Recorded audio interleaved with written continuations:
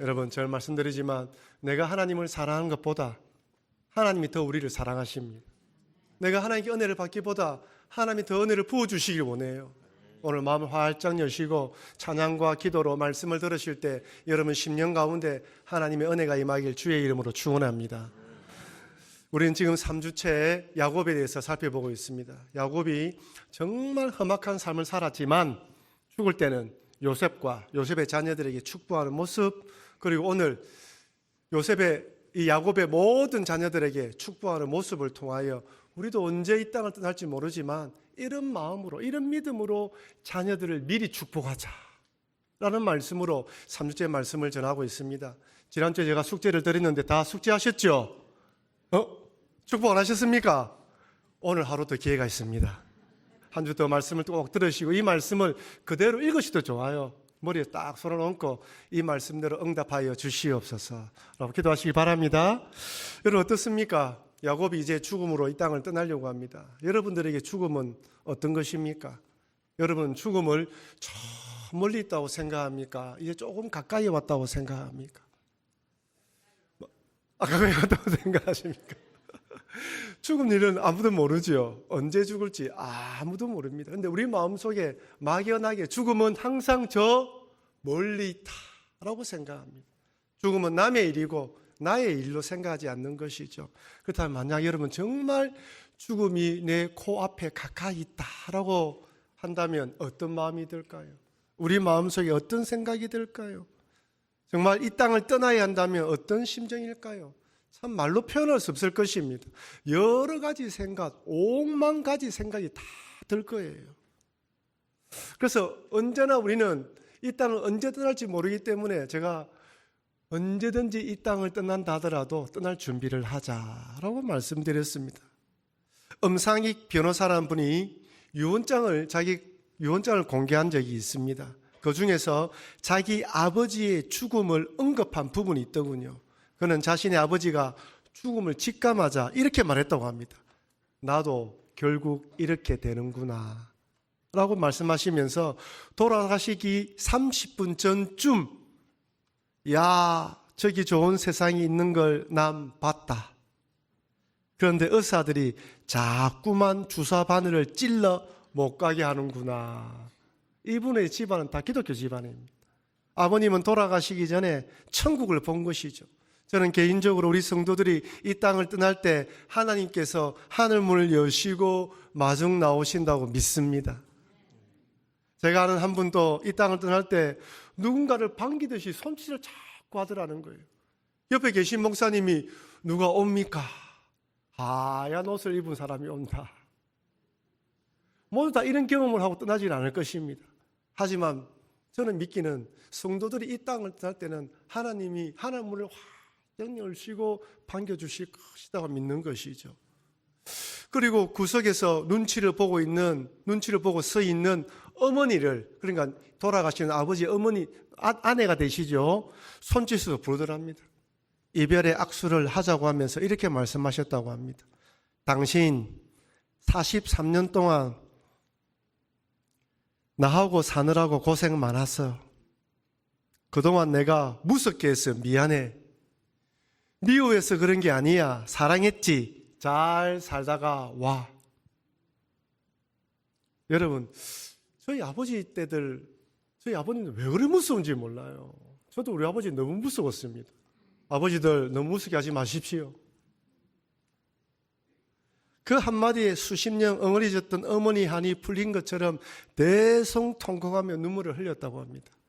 그리고 마지막으로 그 아버지가 이제 다들 가봐라 이래 말씀하시고 눈을 감고 돌아가셨다고 합니다. 죽음이란 이 세상을 이별하고 하나님 나라로 들어가는 과정입니다. 하지만 그동안 정들었던 사람들을 떠나보내고 이 땅을 떠난다는 것은 쉬운 일이 아닙니다. 이제 더 이상 만날 수도 없고 같이 밥을 먹을 수도 없고 이야기를 할 수도 없습니다. 따스한 손을 잡고 기도할 수도 없어요. 죽음은 우리에게 항상 슬픔만 남깁니다. 죽음의 과정을 통과하는 것도 쉽지 않지만 하나님 옆에 서는 것은 더 무서운 일입니다. 아무리 하나님에 대한 믿음을 가졌다 할지라도 부족하고 믿음으로 살지 못하는 것이 우리 마음이죠. 때로는 탐욕과 욕심으로 내 생각과 내 뜻대로 살아갈 날이 많기 때문에, 살아온 날이 많기 때문에 하나님 앞에 설 때 부끄러운 것입니다. 그래서 우리가 언제 이 땅을 떠나서 하나님 앞에 설지 모르기 때문에 항상 어떻게 해요? 주님 앞에 선다는 것을 잊지 마시고 믿음으로 잘 살아, 잘했다, 충성된 종이라 칭송을 받으시는 여러분과 제가 되길 바랍니다.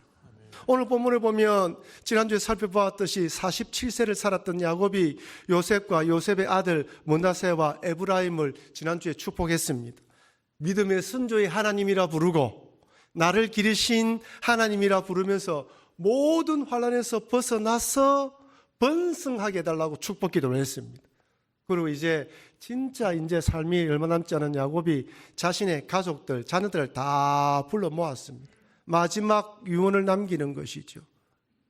근데 오늘 가만히 보니까 야곱이 자녀들을 위해서 축복을 하는데, 유언하는데 두 종류로 유언을 합니다.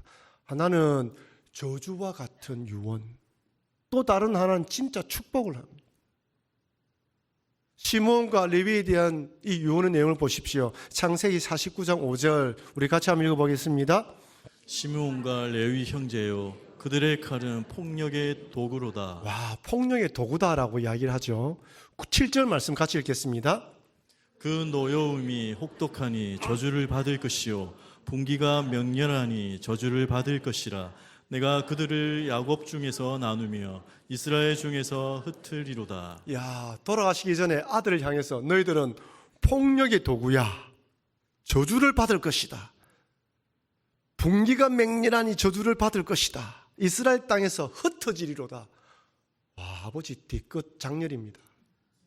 이렇게 돌아오시면서까지 이렇게 자녀에게 할 필요가 있을까요? 무슨 의미일까요? 정말 자녀가 저주받으러 하는 것일까요?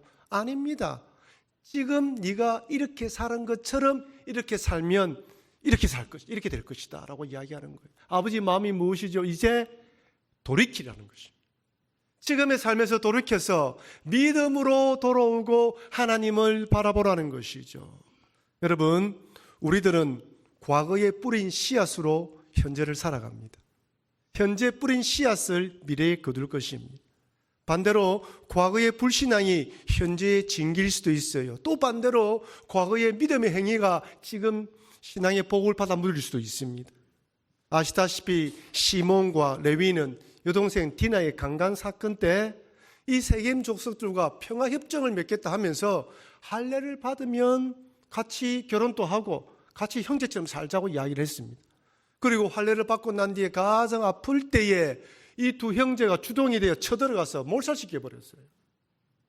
여러분, 이것은 언약을 하기로 했고 평화협정을 맺기로 했고 파기한 것입니다. 그리고 할례라는 거룩한 예식을 복수의 도구로 사용했어요. 그 당시 상식으로 믿음으로 생각했을 때는 있을 수 없는 일입니다. 복수를 감행하면 안 되는 거예요. 전형적인 악한 사람들의 복수 방법입니다. 절대로 용서받을 수 없는 죄인 것이죠. 아버지 야곱은 다시는 이런 잘못된 행동을 하지 말라고 경계하는 것입니다. 너 또 이런 식으로 살면 너 앞날은 끝이야 이겁니다. 여러분, 그렇다면 과연 시므온과 레위의 앞날이 어떻게 되었을까요? 잘 알다시피 레위는 믿음으로 앞장섭니다. 일이 있을 때마다 믿음으로 앞장서서 하나님께 축복을 받아서 이스라엘 전역으로 흩어지는데 레위 족속으로 하나님의 제사장을 돕고 하나님 백성들에게 말씀을 전하는 거룩한 일을 하기 위해서 전 이스라엘로 흩어집니다. 근데 시므온은 어찌 됩니까? 그럼 성경을 읽어보면요, 시므온은 거의 유다 지파에 흡수되다시피 해요. 명맥만 남습니다. 그래서 믿음의 결단, 지금 믿음의 결단, 믿음의 선택이 중요합니다. 믿음으로 살기로 결단하고 선택하면 남은 인생에는 하나님의 복이 임합니다. 그런데 이렇게 저주 같은 유언을 남겼지만 오늘 본문의 요셉에 대해서는 하나님께서 요셉에 대해서는 축복 그 자체로 복을 내립니다. 오늘 본문에서 야곱이 요셉의 축복 기도하는 거 보십시오. 크게 세 가지로 기도하는 것을 볼 수 있습니다. 메모를 잘 하셔서 오늘 밤에 우리 자녀들에게 이런 축복이 임하게 하여 주십시오라고 기도해야 되는 것이죠. 첫째는 따라합시다. 담을 넘는 가지가 되게 하여 주시옵소서. 말만 들어도 너무 좋죠. 우리 옆에 계신 분들에게 담을 넣는 가지가 되십시오. 인사할까요? 얼마나 좋은지 몰라요. 저에게도 한번 해주십시오. 예, 우리 성도님들 담을 넣는 가지가 되시길 주의 이름으로 축복합니다. 얼마나 좋은지 몰라요. 여러분 한번 상상을 해보십시오. 가지가 담을 넣는다는 것은 무엇을 의미합니까? 풍성함을 의미합니다. 그죠? 그 그늘에 많은 사람이 쉬고 쉼을 누립니다. 그 가지의 열매를 많이 제공해 줍니다. 여러분 요셉은 담을 넣는 가지였어요. 요셉의 그늘에 온 세상이 기근 가운데 살았습니다. 7년 대기근이 일어났을 때, 온 세상에 먹을 것이 없을 때, 애굽으로 내려왔을 때 요셉은 한몫 잡아야지. 이제 내가 총리로서 내 자리를 굳건하게 할 수 있는 기회야라고 생각하지 않았습니다. 어떻게 하면 그들을 먹여 살릴 수 있을까 궁리하고 연구했던 것이죠.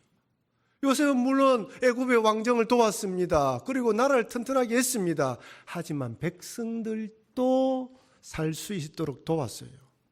창세기 47장 24절 추수의 5분의 1을 바로에게 상납하고 5분의 4는 너희가 가져서 토지의 종자로도 삼고 너희의 양식으로도 삼고 너희 가족과 어린아이의 양식으로도 삼으라. 몇 분의 몇요? 5분의 1은 곡식에 대한 상납을 하고 국가에 세금을 바치라는 것이죠. 20%입니다. 여러분 높습니까? 낮습니까? 높습니까? 낮습니까? 잘 모르겠죠? 조선시대에 소작농들은 소작료를 50% 바쳤다고 합니다. 일제강점기에는 60%에서 70%까지 올라갔다고 합니다. 그러니까 수확해서 40%만 자기 가져가는 거예요. 그러니까 요셉의 흉년 때 이용해서 자기 배를 불리려면 얼마든지 그럴 수 있어요. 그런데 20%만 내라고 하는 것을 하고 80%를 가져가라는 것은 얼마든지 저금도 할 수 있다는 것입니다. 요셉은 이 기근의 시기에 모든 사람들이 그래도 먹고 살 수 있고 조금 저축할 수 있도록 기회를 준 거예요. 요셉이 50% 올려도 할 말이 없습니다. 어디뿐입니까? 원수 같은 형제도 품었습니다. 요셉의 가지가 얼마나 큰지 자기를 노예로 팔아버린 형제들도 품었던 것이죠. 형들이 기근 가운데 곡식을 사러 왔을 때, 애굽에 왔을 때, 요셉이 처음 보았을 때 어떤 심정이었을까요? 저 같으면 심장이 벌렁벌렁 거렸을 것 같아요. 야, 이것들 어찌하지? 안 그렇겠습니까? 딱 보는 순간 아무리 마음을 다스려도 그 딱 보는 순간 마음에서 이게 울분이 올라왔을 거예요. 아무리 요셉의 믿음이 좋아도 성인이 아니죠. 그래도 막 이게 확 올라왔을 거예요. 믿음으로 그것을 딱 내는 거. 그리고 형제들이 자신의 죄를 토해내고 회개하고 형제들이 화해할 수 있도록 기회를 제공합니다. 그 형제를 품어요. 여러분 어떻게 요셉이 도대체 이런 사람이 될 수 있었을까요? 어떻게 그렇게 기근에 처한 사람도 품고 원수 같은 형제도 품을 수 있는 그런 믿음의 사람이 되었습니까? 그것은 연단의 과정을 통과한 하나님에 대한 믿음 때문이죠.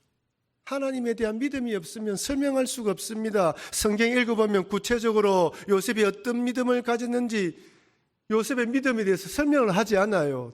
그러나 쭉 상황을 보면 요셉은 충분히 하나님께 불평불만하며 원망할 수 있는 상황 가운데에서도 하나님을 의지하고 믿었습니다. 하나님께 함께 하신다는 믿음으로 최선을 다했고 가정 총무가 됩니다. 그런데 주인 보디발의 아내가 유혹을 했는데 하나님께 득지할 수 없다는 믿음으로 물리쳐서 감옥에 갇혀요. 이때 얼마나 가슴이 상할까요? 하나님 믿음으로 살려고 했는데요. 내 인생 앞에 왜 이런 어려움을 주십니까? 이야기했을 거예요.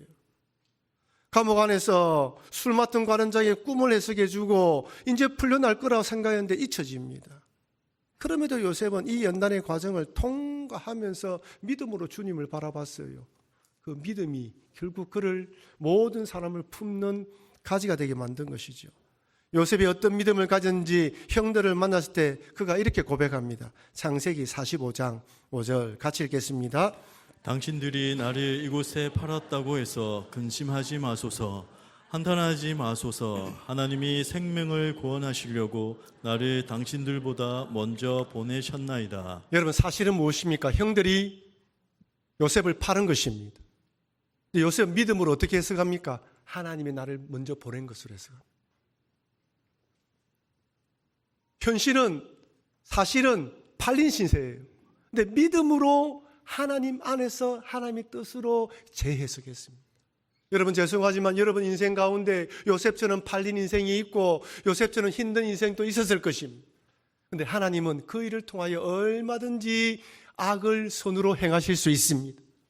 그래서 한번 따라갈까요? 중요한 것은 믿음으로 재해석하는 것이다. 믿음으로 재해석하는 거예요. 요셉이 이런 상황 가운데 믿음으로 재해석했기 때문에 이런 믿음의 사람이 될 수 있었던 것입니다. 그래서 야곱은 요셉을 축복하면서 더 큰 가지가 되어서 더 많은 사람을 품으라고 축복을 했던 것입니다. 둘째는 야곱이 요셉을 위해 축복하면서 이스라엘의 반석인 목자의 손을 힘입는 사람이 되라고 축복합니다. 무슨 말씀입니까? 하나님의 손을 힘입어 모든 대적자들을 이기게 해달라는 기도이죠. 창세기 49장 23절 활 쏘는 자가 그를 학대하여 적개심을 가지고 그를 쏘았으나, 여러분 앞서 언급했다시피 요셉은 화살을 많이 맞았습니다. 형들의 미움의 화살, 적개심의 화살, 증오의 화살을 맞았습니다. 아무리 형들이랄지라도 이렇게 요셉을 미워한다고 할지라도 이렇게까지 할 필요는 없어요. 근데 죽일 만큼 싫었던 것이죠. 어디뿐입니까? 보디발의 집에서는 여주인을 통해서 누명의 화살을 맞았습니다.